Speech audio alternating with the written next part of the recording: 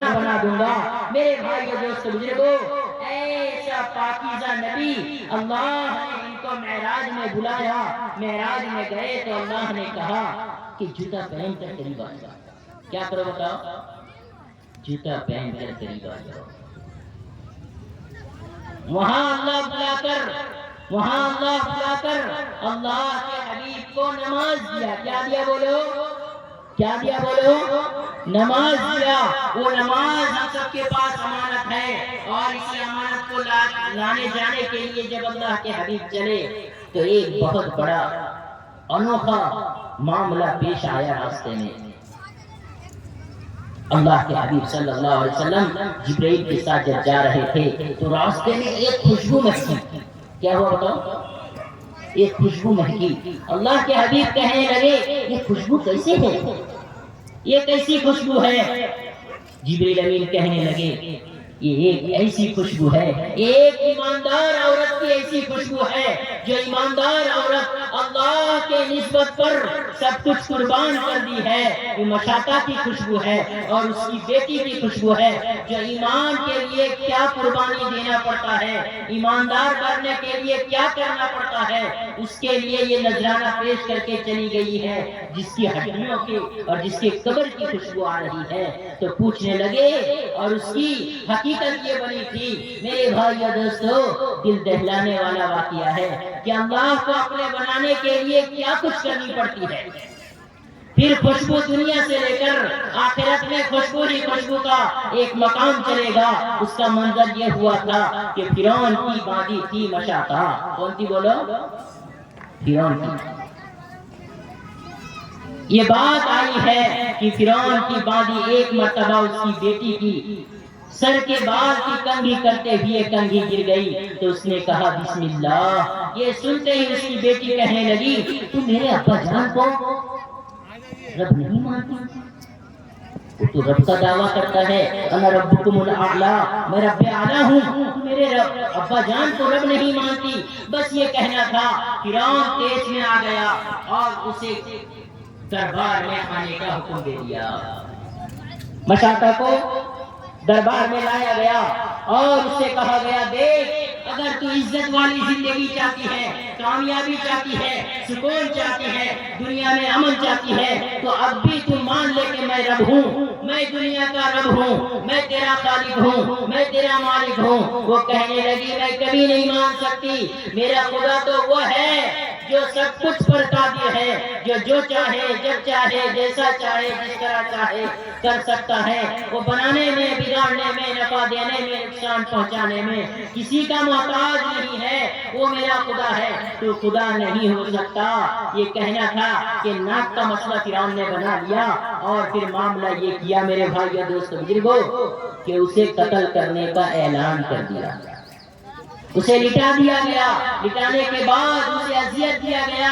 پھر کہنے لگے اب بھی مان جا، تجھے چھوڑ دیا جائے گا۔ لیکن مشاطہ ٹس سے مس نہ ہوئی۔ یہ دیکھنا تھا۔ ان کے کارندوں میں سے کسی نے کہا کہ حضور ان کی ایک دودھ پیتی ہوئی بچی ہے، اگر اس کو اس کے سامنے چھری سے دو ٹکڑا کر دیا جائے تو مان جائے گی۔ یہ سننا تھا کہ ان کی معصوم بچی کو لا کر ان کے سینے پہ چھوڑ دیا گیا۔ وہ دودھ پینے لگی۔ اسی عالم میں اسے کہا گیا کہ دیکھ تیری بچی کو ٹکڑا کر دیا جائے گا، اب بھی مان جا۔ ایک طرف رب ہے اور ایک طرف دنیا کی خوشی ہے، کون سا چاہیے؟ کہنے لگی مجھے میرا رب اعلیٰ، وہ اصل میرا محبوب ہے، اس کے لیے میں سب کچھ قربان کر سکتی ہوں۔ یہ سننا تھا کہ سینے میں ہی دودھ پیتی بچی کو ظالم نے دو ٹکڑا کر دیا۔ اب بھی صبر کرتی رہی، مسکراتے ہوئے جواب دیتی رہی، ایمان پر ڈٹی رہی۔ اس کے بعد جب یہ منظر پہ وہ باز نہیں آئی، پھر اس مشاطے کا بھی اذیتناک دردناک طریقے پر انہیں سزا دے کر انہیں موت دی گئی۔ میرے بھائیو دوست بزرگوں، پھر اس کی ہڈیوں کو اور ان کی قبر کو وہاں بنایا گیا تھا جس کی خوشبو وہ سونگھ کر وہ خوشبو محسوس کر رہے تھے، جو جہاں کے سردار، کالی کمری والے، سنہری جانی والے، آب کوثر کے مالک، امام الانبیاء رحمت للعالمین صلی اللہ علیہ وسلم خوشی سے جھوم اٹھے تھے۔ یہ خبر فرعون جا کر اپنی بیوی آسیہ سے سنانے لگے کہ آسیہ میں نے ایک ایسا عبرتناک موت دیا ہے کہ میں خدا ہوں، جو چاہوں وہ کرتی ہوں، وہ کر سکتا ہوں، اس لیے میں نے آج اس وادی کا حشر وہ کیا ہے کہ وہ ہمیشہ کے لیے رہتی دنیا تک یادگار بن گئی اور ناکام ہو کر چلی گئی مجھے رب نہ مارنے کی وجہ سے۔ اب آسیہ سن کر کہنے لگی، آسیہ کون تھی؟ فرعون کی بیوی تھی۔ کون تھی؟ جو سے بولو، فرعون کی بیوی تھی۔ وہ کہنے لگی، اچھا تم یہ کام کر کے آئے ہو، میں بھی تو تمہیں رب نہیں مانتی۔ رب تو اصل وہ ہے جسے موسیٰ کہتا ہے رب ہے، وہ رب ہے، وہ خالق ہے، وہ مالک ہے، وہی سب کچھ کرنے والا ہے، وہی ہر جگہ نظر آتا ہے، وہی ہمارا خالق، ہمارا مالک، ہمارا رازق، سب کچھ وہی ہے، تو جھوٹا ہے، میں بھی تجھے رب نہیں مانتی۔ یہ سننا تھا کہ فرعون بالکل آپے سے باہر ہو گیا اور کہنے لگا تم مجھے رب نہیں مانتی۔